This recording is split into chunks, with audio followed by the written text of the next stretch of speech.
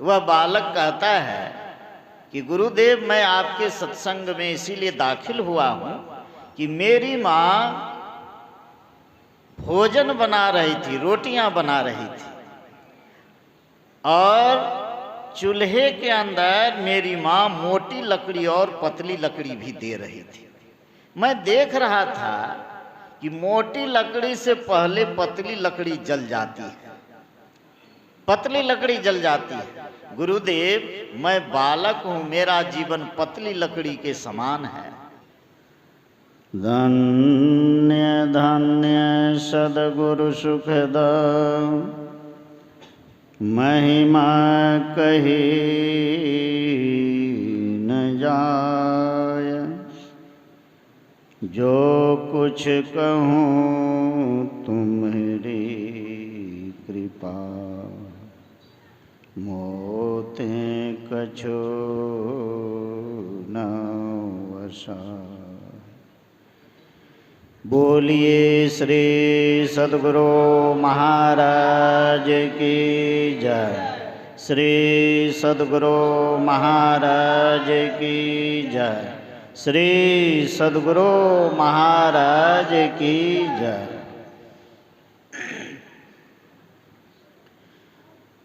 पूज्याति पूज्य मंचस्थ महात्मा गण के श्री चरणों में कोटिशः नमन। समवेत समादरणीय साधक वृंद, सज्जन वृंद, आदरणीय माताओं एवं भक्तिमती बहनों तथा ग्रामवासी बंधुओं, पक्ष ध्यान साधना शिविर का अंतिम दिन और दूसरे सत्र के सत्संग में अभी हम लोग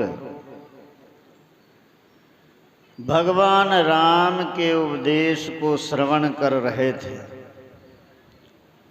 जो उपदेश भगवान राम प्रजाओं को दिए। भगवान राम 14 वर्ष वनवास काल बिताकर अयोध्यापुरी वापस आए और राज्य सिंहासन को सुशोभित किए। नीति के सभी अंगों का उत्तमता से पालन करते हुए भगवान राम राज्य करने लगे। भगवान राम त्रेता युग में हुए, उसके राज्य की सुव्यवस्था की चर्चा अभी भी है। लोग जानते हैं कि भगवान राम के राज्य में कैसी व्यवस्था थी। अपना यह देश भारतवर्ष भी गुलाम रहा बहुत दिनों तक। गुलामी के जंजीर से छुड़ाने के लिए यहाँ के महापुरुषों ने प्रयत्नशील रहा और आज़ादी भी मिली। अभी स्वराज्य है, लेकिन स्वराज्य में सुराज नहीं है। सुराज नहीं है। भगवान राम के राज्य में सुराज था।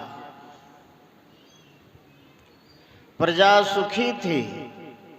प्रजा को ऐहिक सुखों की कमी नहीं थी। भगवान राम ही एक ऐसे राजा हुए जिनको प्रजा के लिए परलोक की चिंता हुई। अभी के जो भी राजा बने हैं, जो पद पर गए हैं, वे तो संसार की व्यवस्था भी, संसार में जनता कैसे सुखी रहे इसकी भी व्यवस्था ठीक से नहीं कर पाते, तो परलोक की चिंता क्या करेंगे। भगवान राम ऐसे राजा हुए कि प्रजाओं के लिए सब सुख का इंतजाम किए। संसार में प्रजाओं को किसी चीज की कमी नहीं थी। प्रजा जो चाहती थी उसकी पूर्ति भगवान राम कर देते थे। और भगवान राम को प्रजाओं के लिए यह चिंता हुई कि सब दिन प्रजा तो यहाँ नहीं रहेगी, एक दिन इस संसार को छोड़कर जाना है। हमारी प्रजा का परलोक कैसे बने, इसके लिए भगवान राम सभा बुलाए थे। और सभा में गुरुजन, ब्राह्मण और जितने पूर्ववासी थे सभी उपस्थित हुए थे। उस सभा में भगवान राम के गुरुदेव भी थे, लेकिन भगवान राम स्वयं उपदेश किए। इसलिए भगवान राम स्वयं उपदेश किए कि भगवान राम सोचे मैं राजा हूं, मैं जो कहूंगा प्रजा हमारी बात अवश्य मानेगी। गुरुदेव के बात को प्रजा मान भी सकती है, नहीं भी मान सकती है, लेकिन मैं कहूंगा तो प्रजा हमारी बात अवश्य मानेगी। इसी कारण भगवान राम स्वयं उपदेश किए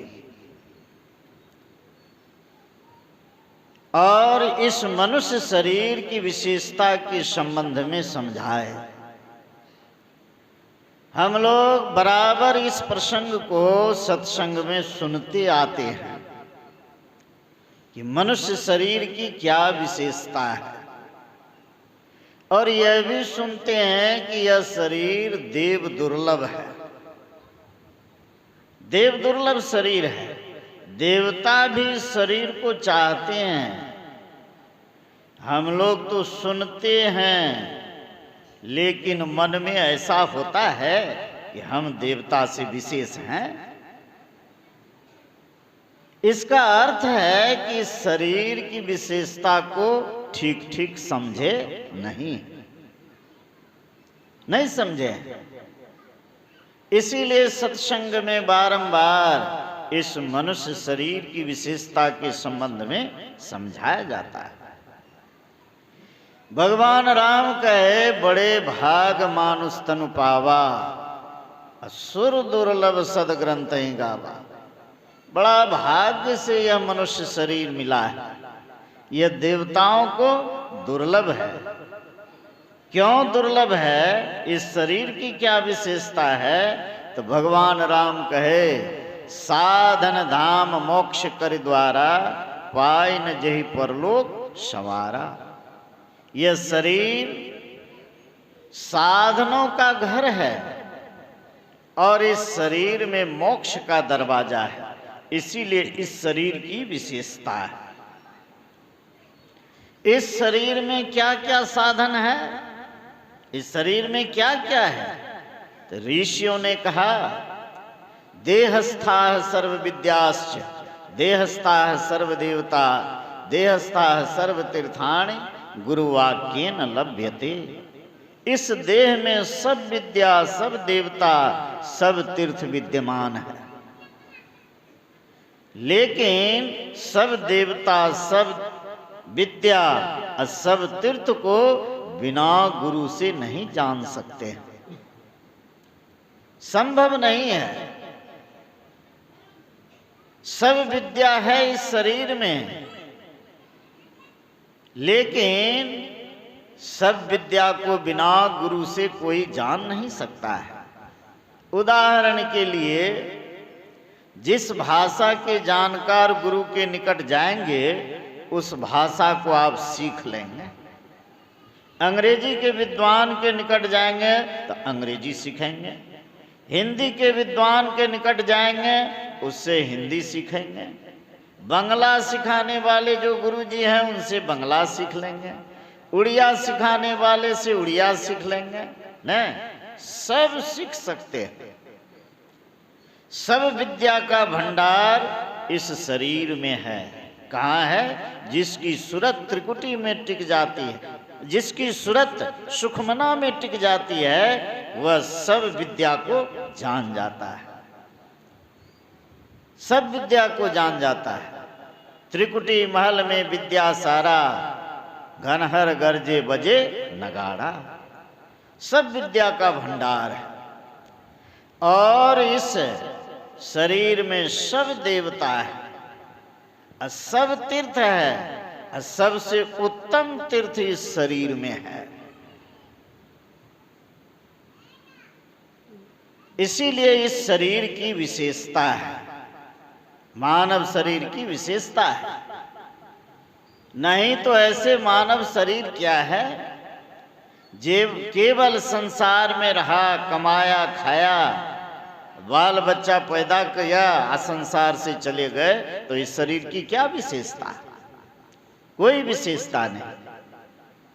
आहार निद्रा भय मैथुनश्च सामान में तत्पशुभिर नराणाम, ज्ञानं नराणाम धीको विशेषः ज्ञानहीनः पशुभिः समान।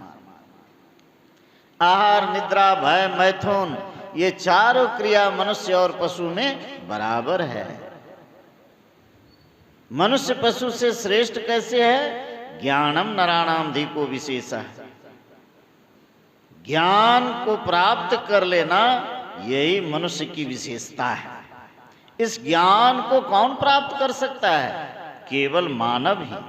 कौन ज्ञान? स्वयं का ज्ञान, मैं कौन हूं, इसका ज्ञान केवल मनुष्य प्राप्त कर सकता है, दूसरा कोई नहीं। इसीलिए इस शरीर की विशेषता है और यह देव दुर्लभ शरीर है। इस शरीर को सब चाहते हैं। कागभसुंड जी ने कहा, नर समान नहीं कबने उदेही, जीव चराचर जाचत जेही। मनुष्य शरीर के समान कोई शरीर नहीं है। इस शरीर को सब चाहते हैं, चर अचर जितने प्राणी हैं सब चाहते हैं। और इस शरीर में 3 सीढ़ियां लगी हैं, स्वर्ग नरक अपवर्ग निशैनी, ज्ञान विराग भगति सुख देनी। स्वर्ग नरक और अपवर्ग तीनों तरफ जाने की सीढ़ी लगी हुई है और इस शरीर को प्राप्त करके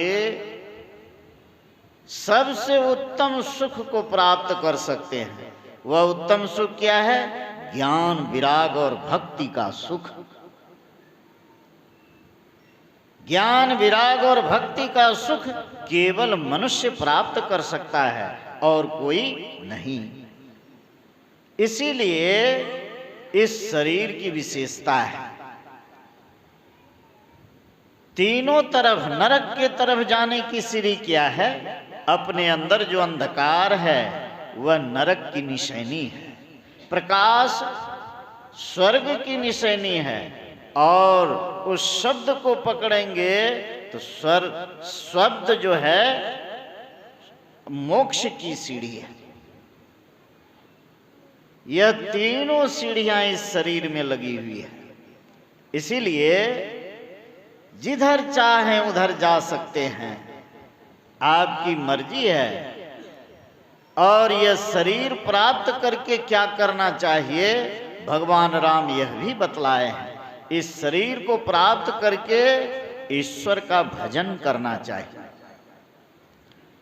ईश्वर भजन करने के लिए ही यह शरीर मिला है हम लोगों को। और भजन करेंगे तो भजन करके दोनों जीवन को सुधार सकते हैं।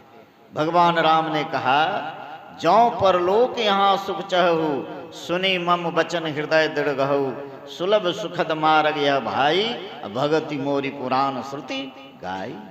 परलोक और इहलोक दोनों बनाना चाहते हैं तो भजन कीजिए। अब भजन इसी शरीर से होगा।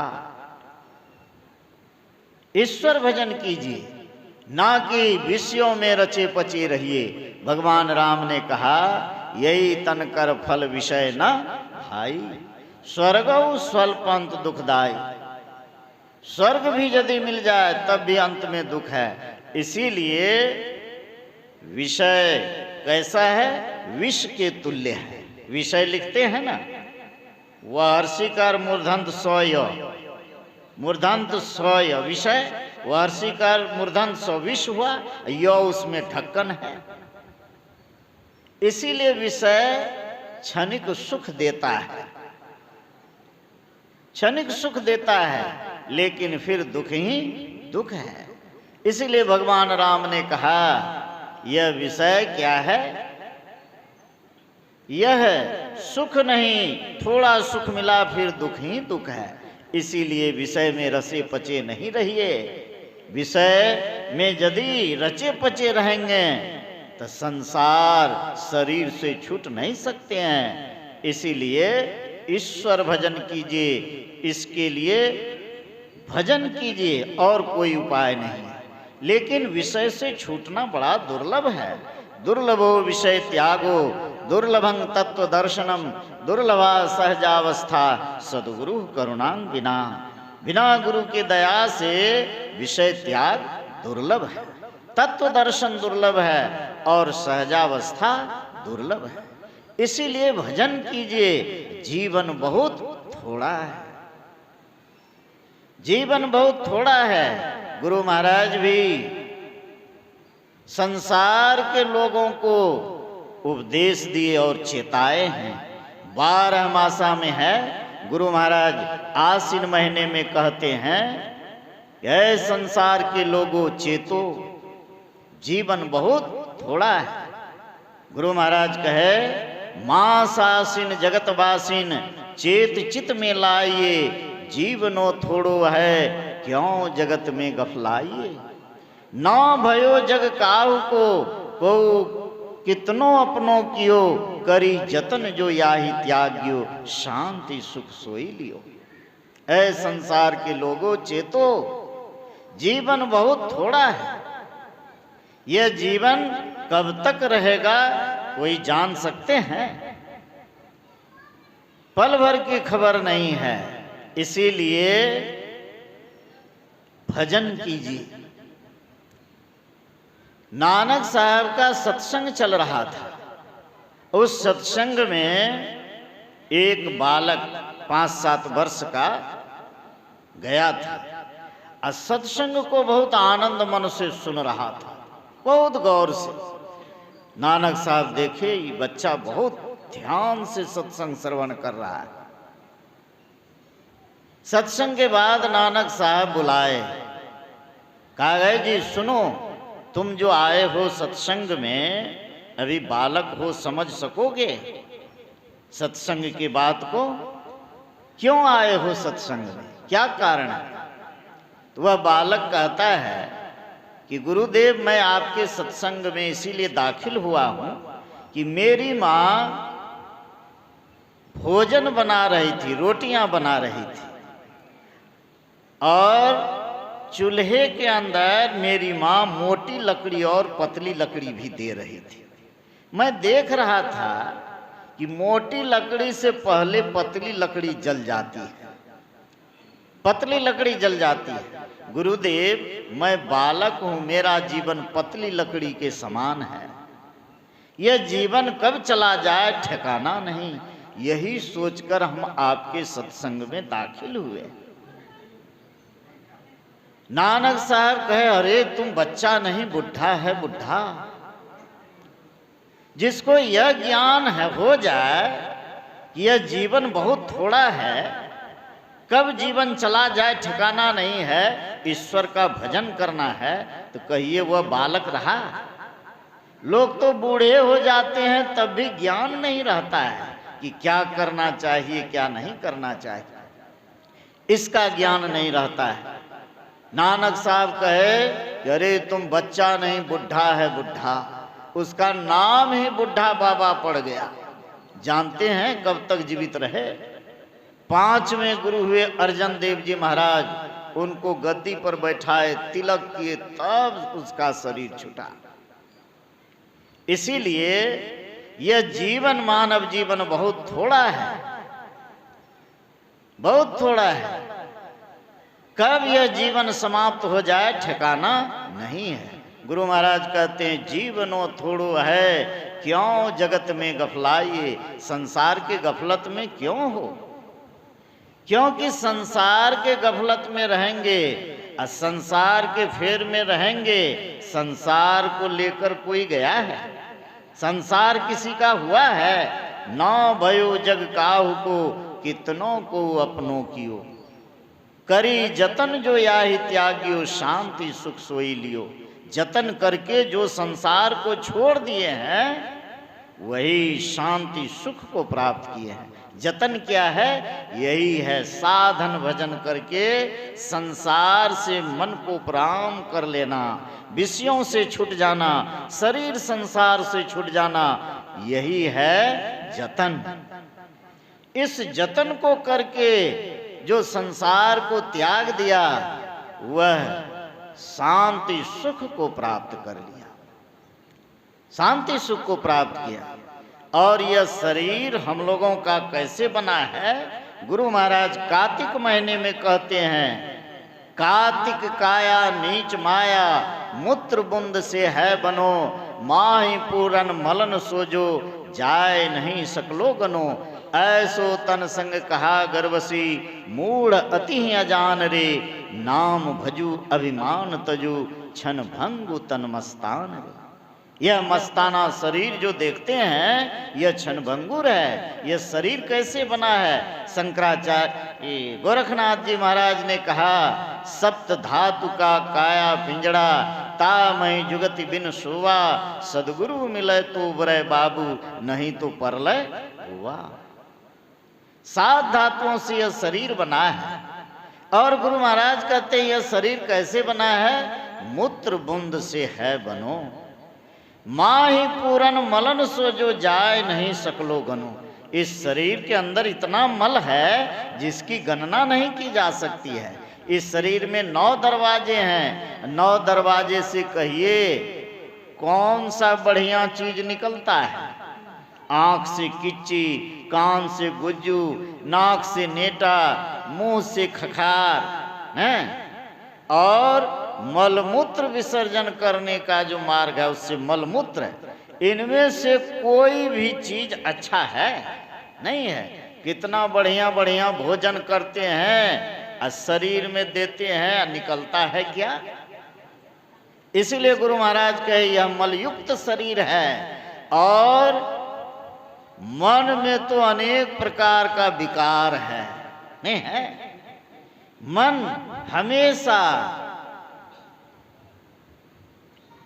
में हमेशा इच्छाएं उत्पन्न होती रहती है। खास करके मन किधर भागता है? बुरी इच्छाएं मन में विशेष उत्पन्न होती है। बुरी इच्छाएं मन में विशेष उत्पन्न होती है और मन में अच्छी बातें कम उत्पन्न होता है।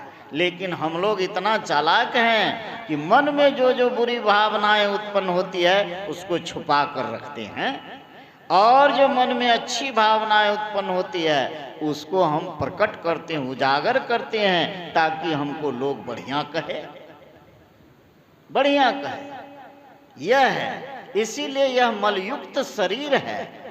ऐसा शरीर पा करके, मलयुक्त शरीर पा करके हम लोग गर्व करते हैं कि हमारे जैसा कोई नहीं है, हमारे जैसा सौंदर्यवान, विद्वान और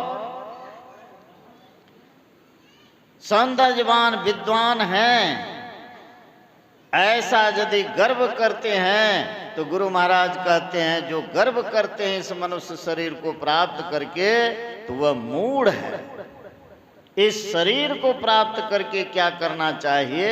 तो गुरु महाराज कहते हैं नाम भजू अभिमान तजू, छन भंगु तन मस्तान रे। नाम भजन कीजिए, जप ध्यान कीजिए, और जब ध्यान करके सभी आवरणों से पार हो जाइए, आवागमन के चक्र से छूट जाइए, शाश्वत सुख, परम सुख को प्राप्त कर लीजिए। इस सुख को यदि प्राप्त कर लिया तब इस मनुष्य शरीर की विशेषता हुई। नहीं तो ईश्वर भजन नहीं किया, इस शरीर को प्राप्त करके केवल विषयों के आनंद में रहा तो का भय मानुष तनु पाए। इस मनुष्य शरीर को प्राप्त करके क्या हुआ? कोई फायदा नहीं। यदि भजन नहीं करेंगे तो कहाँ चले जाएंगे? तो भगवान राम ने कहा 84 लाख योनि में चले जाएंगे। कभी ईश्वर की दया होगी, तो फिर यह शरीर मिलेगा। आकर 4,84,000 जोनि भ्रमत यह जीव विनाशी, फिरत सदा माया कर प्रेरा, काल कर्म स्वभाव गुण घेरा। इसीलिए यह उत्तम शरीर मिला है, मानव शरीर। अब परमात्मा की कृपा तो है ही है, ईश्वर की कृपा है। और इस संसार से पार लगाने वाले कौन हैं? सद्गुरु हैं। करणधार सद्गुरु दृढ़ नावा, दुर्लभ साज सुलभ करी पावा। जो दुर्लभ काम है उसको भी सुलभ कौन करते हैं? सद्गुरु। इसीलिए संत सद्गुरु के शरण में जाइए, उनसे साधना विधि जानकर, भेद जान करके साधन भजन कीजिए। साधना करके सभी आवरणों से परे चले जाइए और मोक्ष सुख को प्राप्त कर लीजिए। अर्थात मोक्ष सुख को प्राप्त करने के लिए एकमात्र यही मानव शरीर है। इस शरीर की विशेषता को समझें। और आप कौन हैं? सिंह के बच्चे हैं। अर्थात आप जीवात्मा कौन है?